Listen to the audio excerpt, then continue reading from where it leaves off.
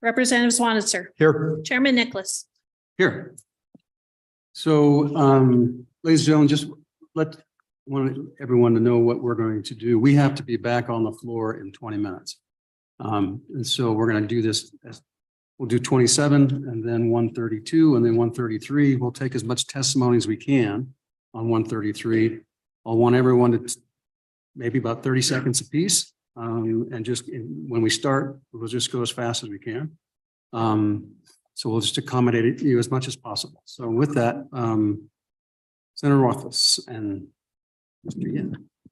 Thank you, Mr. Chairman. Committee, happy to be here. I'll turn it over to Representative Yin to walk you through. Thank you, Mr. Chairman, members of the committee. So the members that have been here from the previous session know what this bill is about and what it does. Generally, we took what happened when the governor had vetoed it. We ended up working it through the interim to try to bring in some of those concerns and brought it back as a select committee bill this year. For those who are new on the committee that don't know what it does, I'll go briefly over the concept and then maybe we can walk over parts of the bill if that's necessary. So members, I bring to you Senate File 127. It is the Wyoming Stable Token Act. So the idea with the bill is to essentially do two things. Be a method of commerce for the digital industry, essentially, that would be able to use the Wyoming Stable Token, as well as make the state money in a way that will enable us to keep our taxes low across the board of the state. The way it will work is in this this ecosystem. There are cryptocurrencies that fluctuate in value, so they can be whatever the market demands them to be. But there's also a desire to have cryptocurrency that is set to a specific value. And so there are a couple of companies that do this right now. They provide a cryptocurrency that's pegged to the US dollar. And the issue with those private companies essentially is that no one knows that they could actually truly redeem the value of all those tokens for actual full dollars. So what happens is you have a lack of faith in the private company that's doing it because you don't know if they actually have the backing assets to pay back all of the tokens. So what the state could do is not only provide a stable system where we could provide the transparency and trust of a state-run Wyoming stable token, where everyone would know that what the assets exist for the stable token. And so when you hold Wyoming stable token, you can trust that it has a dollar redemption value if you ever want an actual dollar back. And so the way that works in concept of the bill is that we will take other people's US dollars, we will issue them Wyoming stable tokens, and the only thing that we will do with those dollars is invest in T-bills. We get the benefit to the state is that we get the interest rate on the T-bills. And then when people want to redeem Wyoming stable tokens for actual US dollars, we can either liquidate some of that or we have a reserve account that will allow for the redemption of those tokens before any liquidation has to happen on T-bills. So the number I think on the last bill was like 250,000, right? So you've increased it to 500,000. Is that accurate? Mr. Chairman, that is what we have in the bill now to make sure that it's funded. And that was one of the concerns that the governor had, is that there wasn't enough starting funds. Okay. Any public comment? Seeing none, we'll close public comment. Do we have a motion? Move to pass. Move do pass by Representative Stith, seconded by Representative Larson. Any discussion? Seeing none, roll call. I have go ahead. I have a minute, Mr. Chairman, on page 10. I basically want to just put all the funds that come back to go just into one account. So on line 15, I would scratch the word first, delete all of 16, delete all of 17, line 18, delete it through and including the words then equally, and then go down to 19 and delete the common school permanent reserve account created by the statute. And then also on lines 21 and then completely delete 22 and 23. So Mr. Chairman, it would end up reading, any remainder shall be distributed on a quarterly basis into the school foundation account created by that particular statute. Second. So I think we have the authority to do that because we can direct where the money goes, I believe. But if we can't, we'll find out. All those in favor of the motion, say aye. Aye. All those opposed? That motion passes as amended. Roll call. Representative Henderson. Representative Larson. Representative Sherwood. Representative Stiff. Aye. Representative Walters. Aye. Representative Swanitzer. Aye. Chairman Nicholas. Aye. Okay, next is Senate File 136. This is the property tax relief. I don't know if we have anyone here to present the bill, but it's pretty straightforward. Is revenue here? All right, come on in. Yeah. We'll go quickly.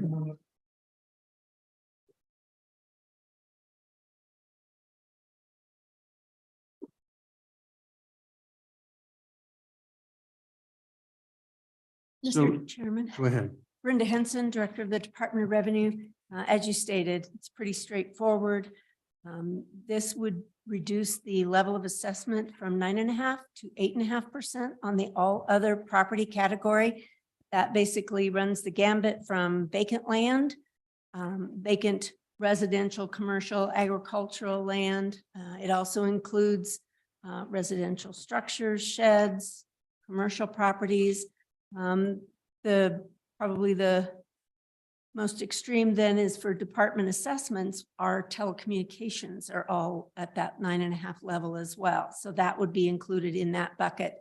I did want to mention that we provided some information for you. It's just looking at the 2022 assessed values of that all other property category. And then we projected basically what the loss in revenue would have been had the level of assessment been 8.5 for 2022. And then we projected using 3.5% inflation for the 3 years that would follow. That is very, very conservative. I will tell you that from 2021 to 2022, we had about a 21% increase in that third all other category. But the years prior to that, 7, 4, 3, an average of about 6%. Yeah, I ran the averages as that, and I came up with 5.87. Yeah.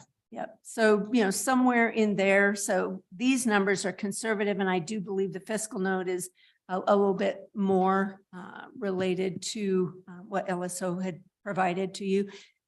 The one thing that I wanted to mention, we are responsible for providing the computer-assisted mass appraisal system for all the 23 county assessors to use. And it is a very quick update for us to change that level of appraisal. And we could do it in all 23 counties here at the Department of Revenue. But time is of the essence because you've got assessors that have to have assessment schedules out for this year.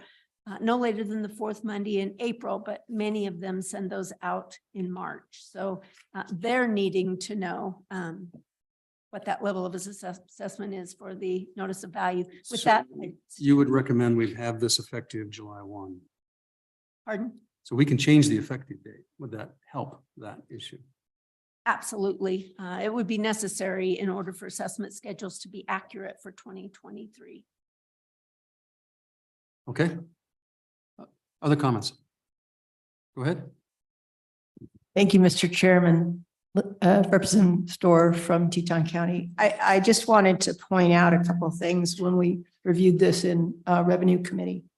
That as you can see from the handout from Director Henson, that the most significant impact comes from Teton County and would result in a loss of almost 24 million in 2022 and moving up from there.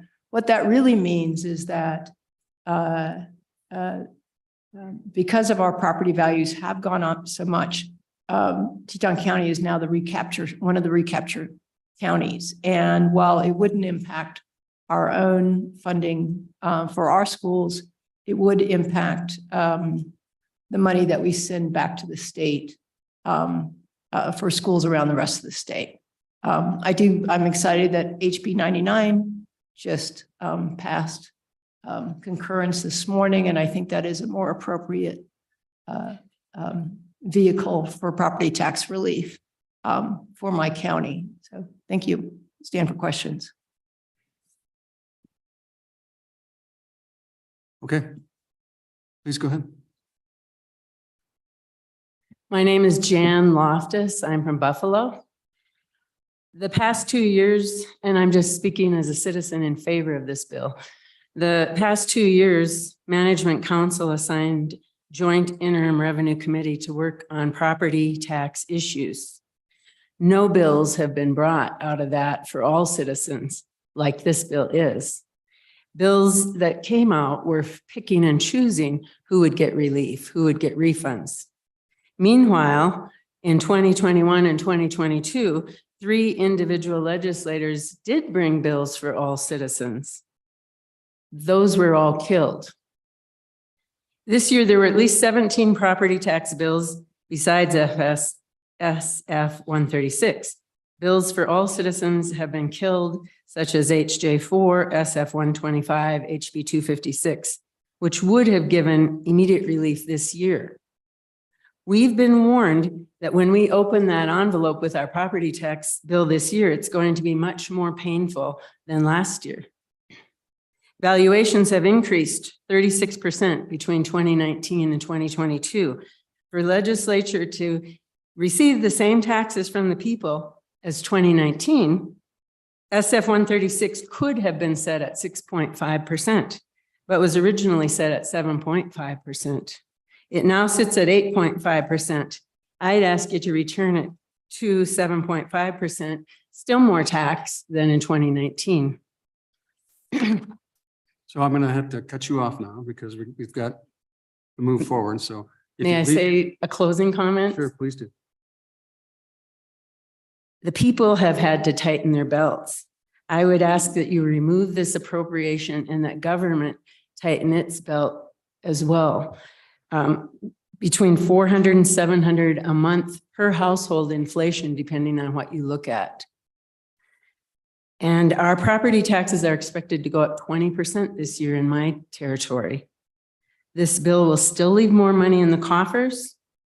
I ask you to remove the appropriation, pass the bill, do pass, and get it through the legislature as much as you 7 are able to do. Thank you. Thank you.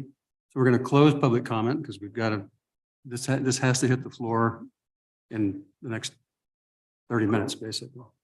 So do we have a motion? Motion of do pass. Roll call. Representative Henderson. Representative Larson. Representative Sherwood. Representative Stith. No. Representative Walters. Representative Swanitzer. No. Chairman Nicholas. No. Okay, let's go to 133.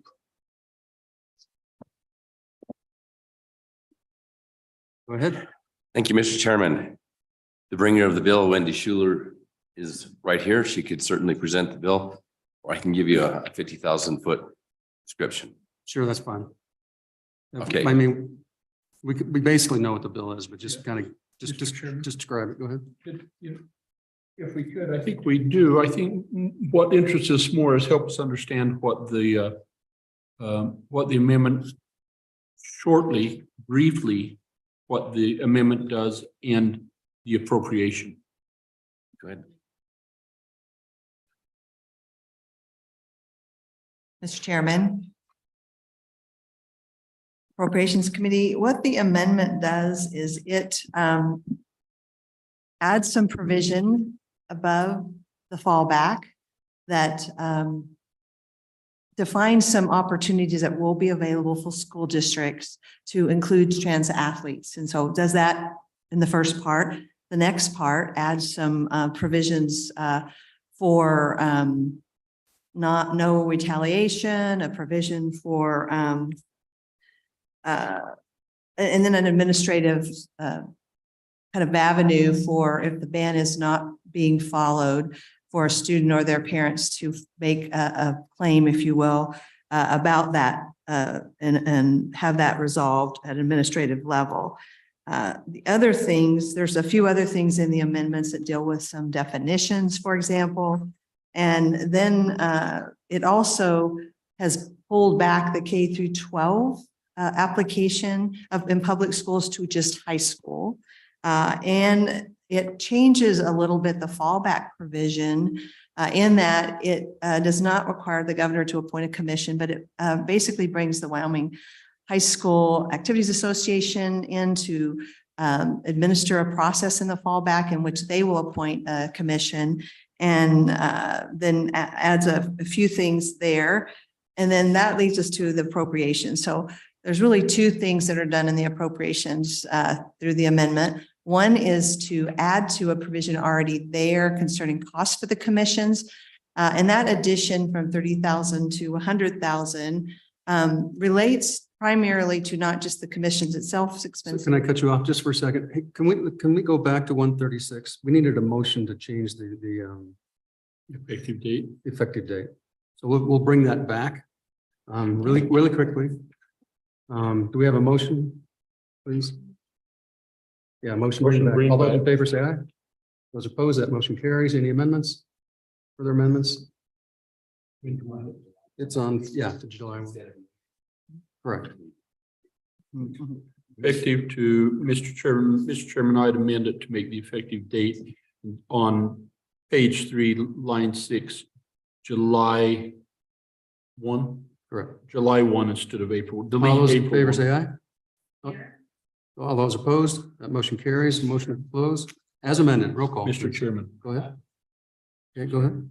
Not against doing that, but earlier in the bill, it says this is for calendar years 23, 24, and 25. And so it will be impossible to do it for years 23 because yes, we're statutorily required to put that out by the early part of April. So I think it makes it so this bill is only effective for years 24 and 25 by changing that effective date. If you Say go to that page, again. if you go to page 2 of the bill, it says the rate will be 9.5% except for calendar years 23, 24, and 25, and it does it in 2 different places. I see. But then we reduce it, and that works if we have the effective date of April 1st.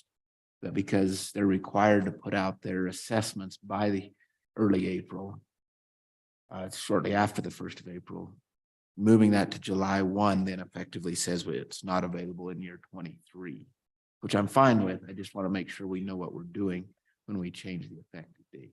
I still think it's a good idea. Okay. But do we need to make a conforming amendment then to delete 23 on page 2 in those 2 places? And can we do that? And can we do that?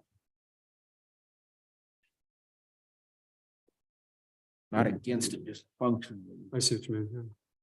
It may not make sense to change the effective date. Actually, we could do that. We could make it only effective 24 and 25 if we chose to. That might need to be. Mr. Chairman, functionally, I think by changing the effective date, we have. But then conforming wise, I don't know if we can go ahead and make the conforming change. That's Yeah. really the crux of my question. So Committee of the whole. should we just do it on the floor? And see what? Well, and if the bill's been voted down, Okay, never mind. but we need to vote on that amendment. Yeah, all those in favor say aye. On the proposed amendment. Okay. Those opposed, no. No. Okay, so Closed. we'll let it stand. Okay, sorry about that, everyone. All right, moving on. Please go ahead. Mr. Chairman, I've got to pop down for a bill signing, so can I just throw a couple words in real quick and then Okay. they keep calling me and I keep saying I'll be there. Just appreciate what the House Education Committee did. I think the amendments they made were very good and they were helpful to the bill. And the appropriations they can talk a little bit more about, but I just really appreciate Representative Hawley and Representative Northrup because I think this bill is ready for prime time. I think it's what we need. We've got some issues we need to take care of throughout the state. And I think we met kind of halfway with each side. And what the amendment does, which Representative Hawley I haven't mentioned yet, it does allow our transgender athletes to participate with biological girls, but they cannot compete in a regional or state meet or that sort of thing. So it does kind of give a little bit of leeway. And the appropriation apparently at least one member on that committee felt like that there might be some litigation, even though this bill has been pretty much tailored after two different states that have passed this legislation. So I don't know that that will happen, but with that, I'm happy to let the two experts over here, but we did work together on it, and I think that was what really made this bill even better. So if you're okay with that, I'll sneak away. Perfect. Thanks, All you right. guys. Appreciate it.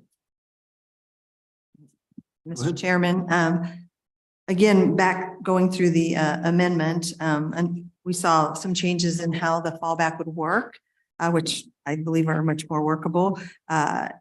We also added an immunity clause for the Wyoming High School Athletic Association and anyone that was part of the commission that they picked.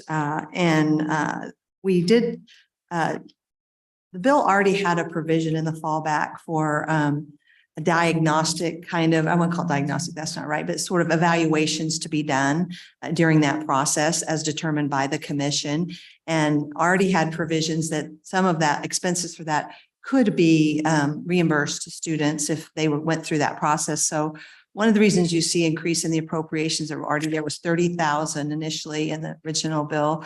The committee raised it up to 100,000 with the idea that there might be different types of diagnosis that would be needed, and there would be a need to reimburse students and their families for that, or at least the commission would have the option to do that. And then there's also just the normal of a commission and bringing them together and the travel and that kind of thing. So that was the change in that appropriation that was already in the bill. And then there was amendment added during committee to add another appropriations of $1 million to deal with litigation. If it wasn't needed, it would go back into the general fund. Okay, questions for? Yes, Mr. Speaker. Could you refresh my memory if the allocation for the commission includes the ability for like additional training or certification of those members in having a level of sensitivity to oversee these rulings? Thank you. Mr. Chairman, Representative Sherwood, good question. I think that provision is written broadly enough for the commission to actually be able to do what they think will be helpful to them to execute their duties. So I think it's broad enough to be read that way in terms of the use of that money. Okay, it's 2:03. So I'd love to have a lot of testimony on this, but I don't know how we can get it done. So we'll do like 5 minutes quickly. If people want to come up, just give us your 15, 20-second blip. You can line up in these chairs and we're just going to run down the pipe. Go ahead.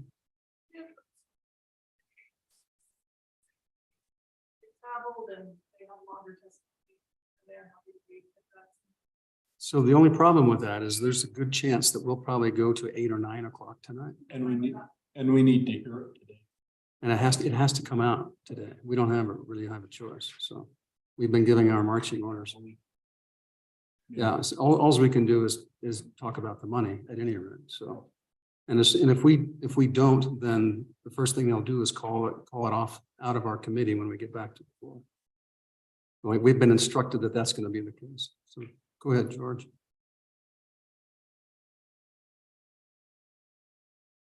Let's get started. Go ahead. Welcome.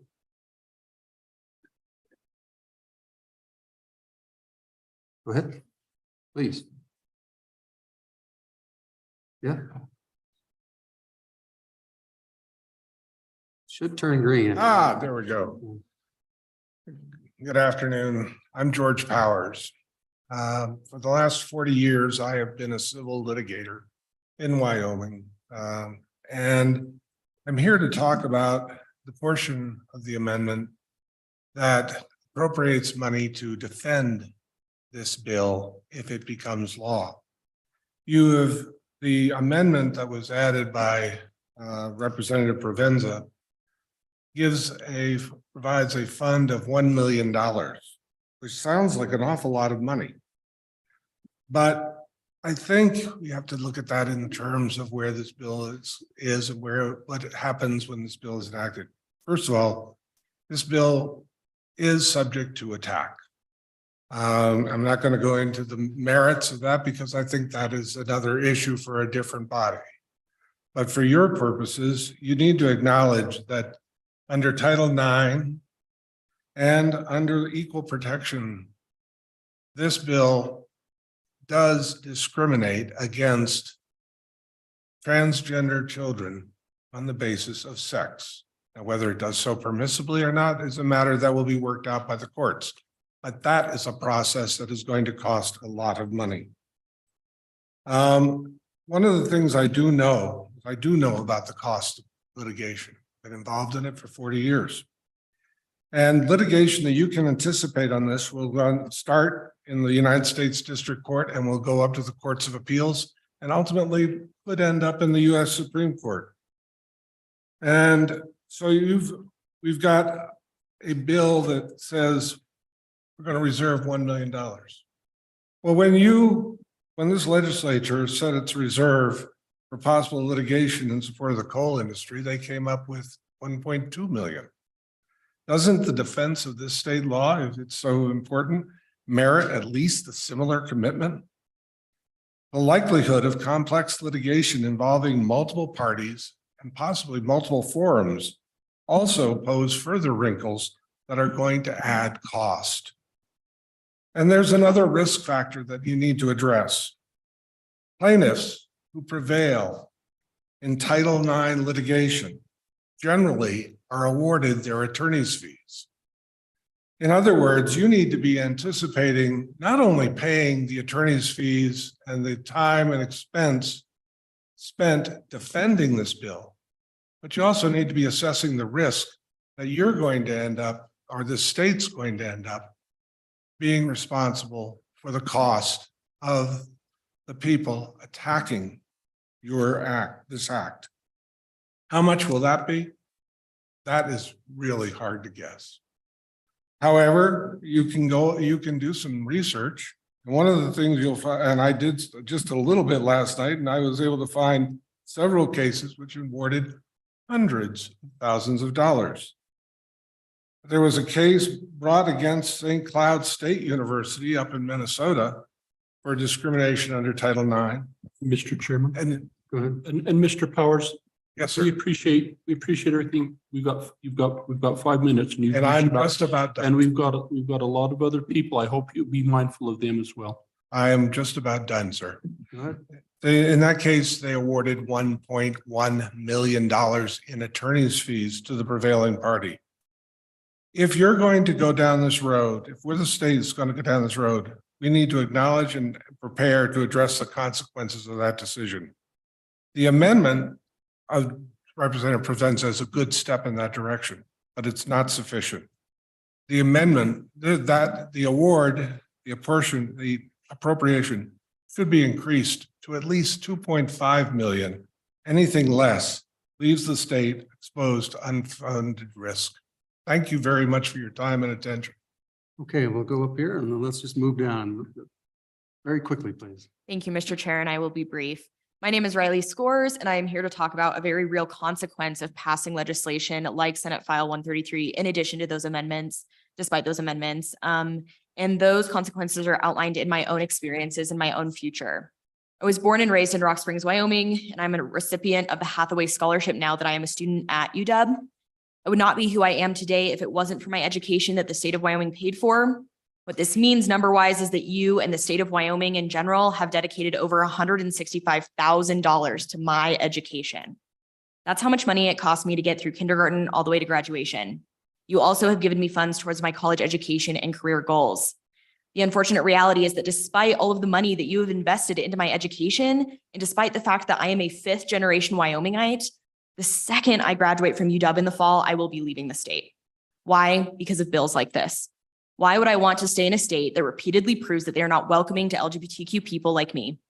The culture that we have created, the culture that Senate File 133 enforces and encourages, is not a culture that I want to live in.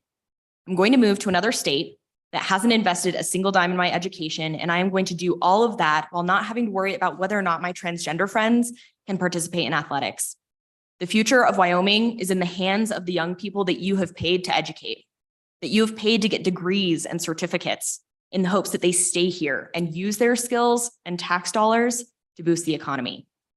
I hope that when faced with the choice of voting for or against this bill, I hope that you look outside of the immediate, more obvious impacts that the bill implies. Not only is this bill addressing a problem that doesn't exist, it's a bad investment for the future of Wyoming economically.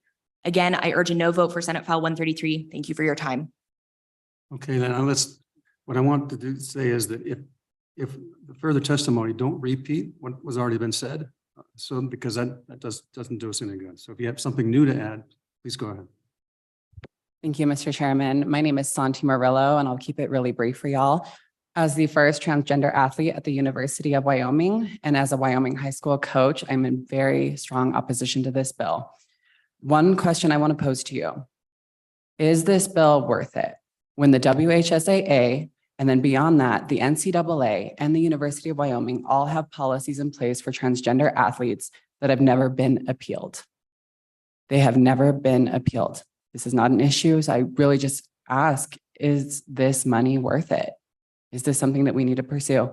Thank you. Thank you. Go ahead. Thank you, Chairman and Committee. My name is Erin Waskowitz. A few scare tactics here today, looking ahead to the future of what could happen. I want to look to the past about the trailblazing that women before me have done to get equality in sports and in other areas. If we allow biological males to compete with biological females, we will be turning the hands of the clock back decades on improvement on equality for women.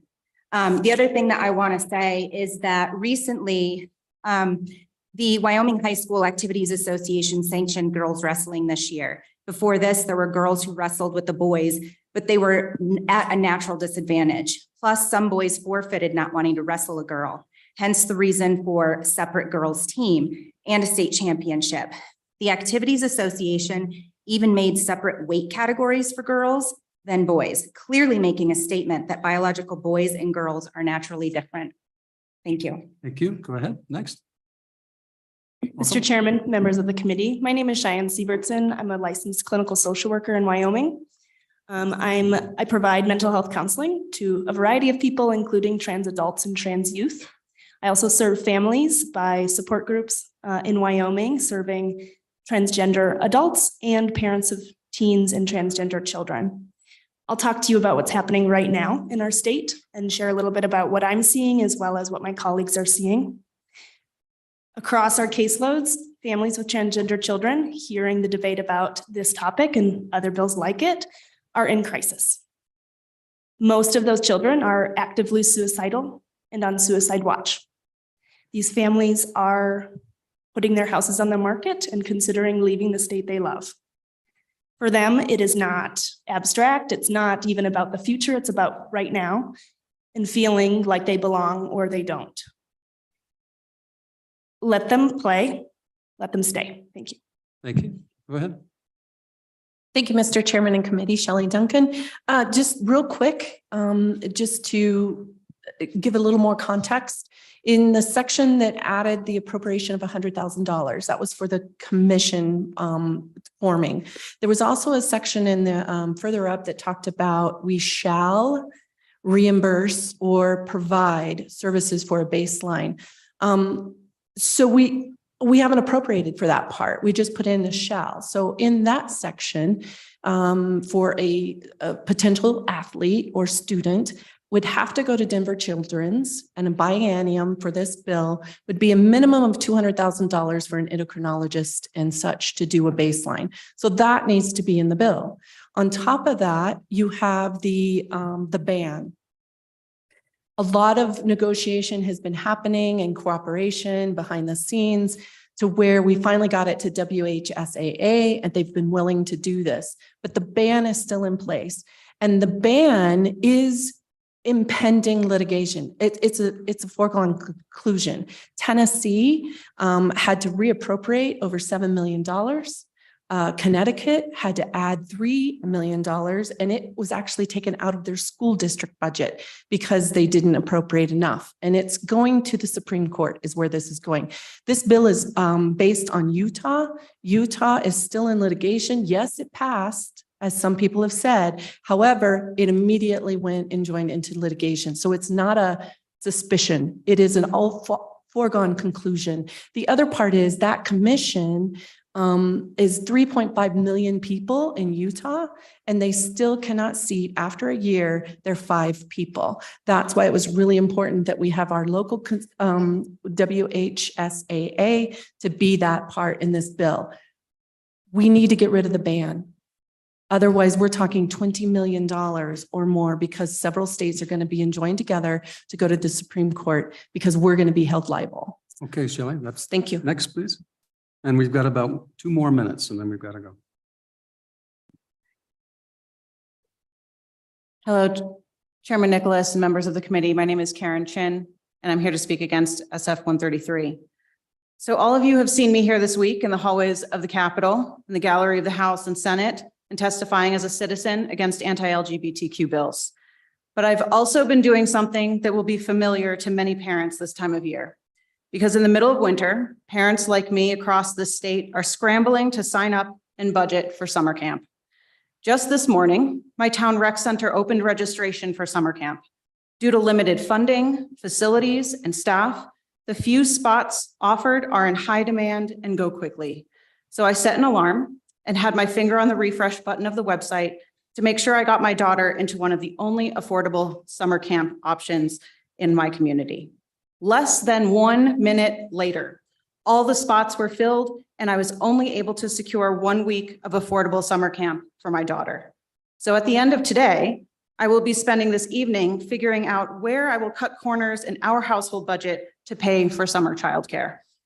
Meanwhile, during this legislative session alone, this body has collectively told parents and students across the state of Wyoming that we don't have money for schools' facilities or maintenance, that we can't help parents catch a break for school supplies, that there isn't room in the budget for community colleges, that we can't help low-income families afford preschool, and we can't even make crosswalks safe in school zones. All while parents like me scramble to budget for our children's learning and growth opportunities, making choices between summer camp or groceries, art supplies or gas, rental sports equipment or rent. I find it indefensible for the legislature to now say that Wyoming can find $1.1 million for legal funds so we can unwind our children's civil rights. So I ask you, as this legislature's 2023 session comes to a close, will you allow your record to show that funding litigation to allow discrimination against our students is more important than investing in students themselves? Okay, Thank you. I apologize, but we're going to have to close public comment. So Artie, we'll get another chance another day. Nice to see you again. Okay, folks, can we have a motion on the bill? Bill. Second, Moved by Representative Larson, second by Representative Walters. Mr. Chairman, Go ahead. an amendment to the standing committee amendment. And I would move on page 4 of the standing committee amendment, starting at line 7 through line 25 to delete all of that. And that's the $1 million appropriation. If I get a second, I'll explain why.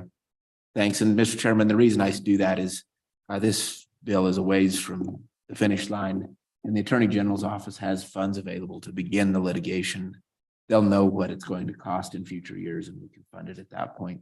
Just throwing a number out there is odd. Plus, it's odd that this goes into an account in the governor's office. It should be an account within the AG's office. So it's just not the right placement of it as well. So that's my reasoning. Please vote aye on my amendment. Everyone understand the motion? All those in favor say aye. Those opposed? No. I'm a no. That motion carries. Back on the bill as amended. Roll call, please. Representative Henderson. Representative Larson. Aye. Representative Sherwood. No. Representative Stiff. Aye. Representative Walters. Aye. Representative Swanitzer. No. Chairman Nicholas. Aye. Okay. Thank you for being here, everybody. I'm sorry we can't take all your testimony. I would love to do it if we had the time to do it.